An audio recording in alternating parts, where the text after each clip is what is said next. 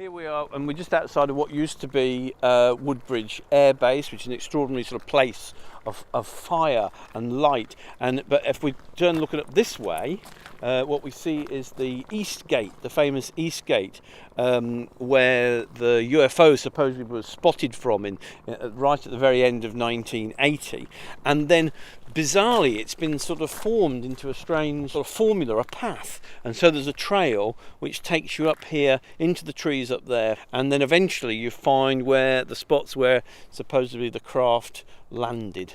So one tactic is that you create, let's say, 8 or 9 markers for a trail, and it could be any trail: a ghost trail, UFO trail, a crime trail, a selfishness trail, a happiness trail, or whatever. And you find some route. You lay out your markers, 1 to 9, 1 to 10, and then you give people a map and they walk that, and then when they reach the various points, then they will have some sort of crime association or happiness association with that, and then every now and again you swap around all the markers. So you move the ghost markers onto the crime trail, or the crime markers onto the selfishness trail, and then maybe people walk it again and they'll overlay a crime association with the happiness association. In fact, if you walk the same trail but under a different name, then you can make layers of associations.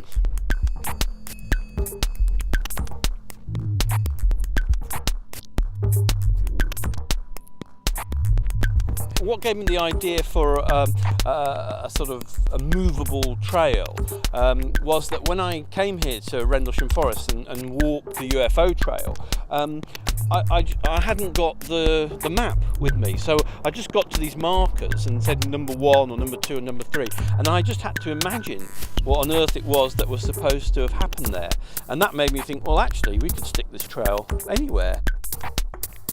So what's quite nice about walking the UFO trail here is that for me at the moment it's being overlaid by the fact that I know that at the moment there's a white deer that's living in the forest.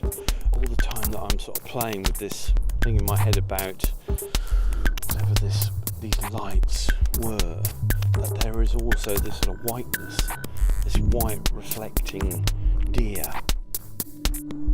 Yeah, it's kind of walking all the time with more than one association. I can't. Surely I've not come to the deer. Who's this other?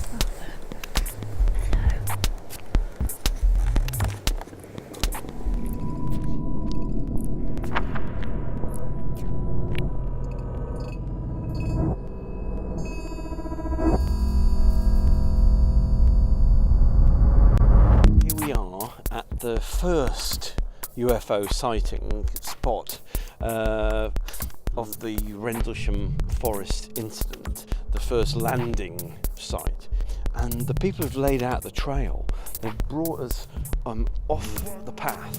They've laid out 3 markers right close together. It's forcing me, I have to walk. If I follow the line, I've got to walk the shape flying saucer, which is just a fantastic kind of construction. So one of my tactics here is that when the heritage industry, whether it's UFO or medieval or whatever, is really banal, then embrace it.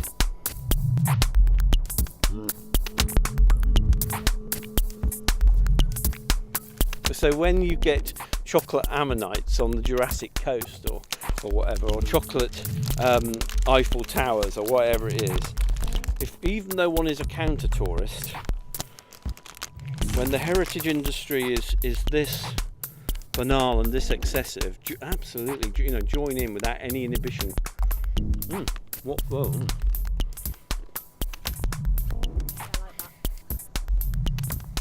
What's nice seeing all the little bits of litter around Stalker, and the Tarkovsky film. The whole base of that is that aliens came and had a picnic and left their litter behind, and of course their litter sort of makes the space magical.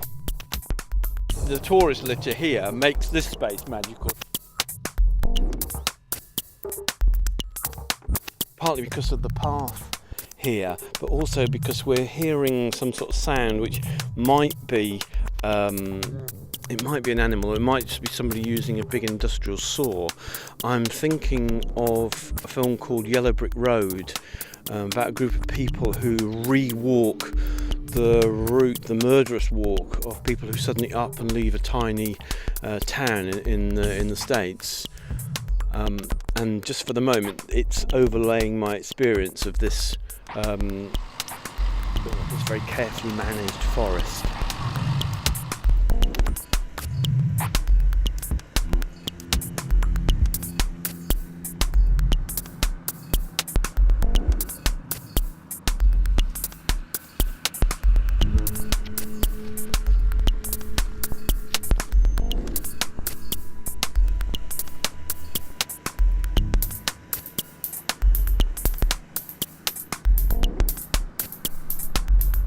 So these very definitely were not here when we came past, and that's very clearly a message.